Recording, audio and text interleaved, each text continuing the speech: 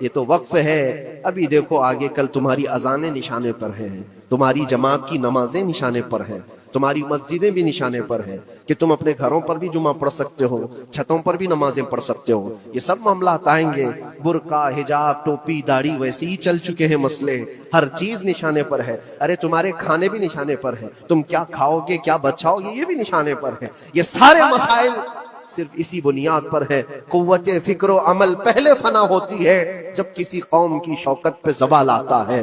اور یہ ایک بات یہ بھی میں بتا دوں، اقبال نے سچ کہا تھا، ان کے جو ہم غلام تھے خلق کے پیشوا رہے، ان سے پھرے جہاں پھرا پھر آئی کمی وقار۔ جو کچھ بھی ہوا ہے ہماری عزت و وقار میں کمی کا مسئلہ ان سے پھر جانے کی وجہ سے، نبی پاک سے تم دور ہوئے، یہ عزتوں اور وقاروں میں کمی ہے۔ عجیب سی بات نہیں ہے، یہ دگلا پن نہیں ہے۔ میں ان نوجوانوں سے پوچھتا ہوں، نبی پاک صلی اللہ علیہ وسلم سے سچی محبت کا اظہار کرتے ہو، حضور سے اپنی جان سے زیادہ محبت کی بات کرتے ہو، لیکن جب ان کے اخلاق کی بات کی جائے تو تمہیں اخلاق ان کے پسند نہیں ہے، حضور پاک کا چہرہ نہیں پسند ہے، حضور پاک کے لباس تمہیں نہیں پسند ہے، تو پھر کون سی محبت کی بات کرتے ہو؟ اللہ کے رسول صلی اللہ تعالیٰ علیہ وسلم سے تم بے انتہا محبت کی بات کرتے ہو، پھر وہ محبت کا تقاضا یہ ہے کہ تمہاری ظاہری زندگی میں بھی تو نظر آئے کچھ۔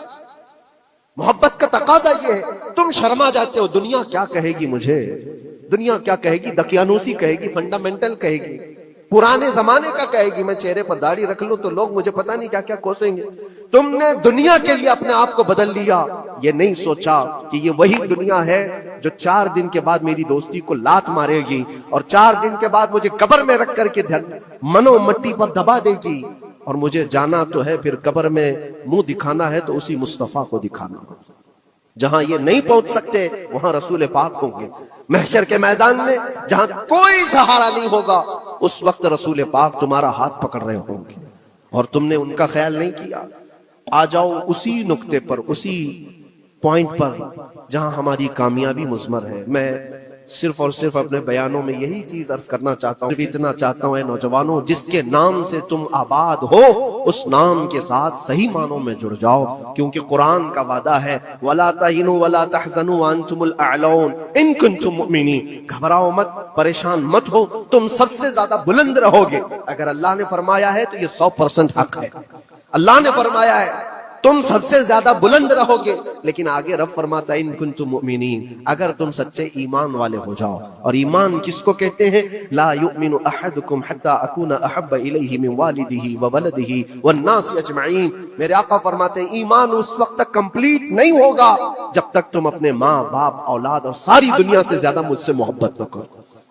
یہ ہے، اور اخیر میں یہی کہوں گا، ہر مسئلے کا حل، سارے تمام ایشوز کا خلاصہ، علاج ایک ہی چیز میں ہے کہ محمد سے وفا تو ہے، تو ہم تیرے ہیں، یہ جہاں چیز ہے کیا، لوح و قلم تیرے ہیں۔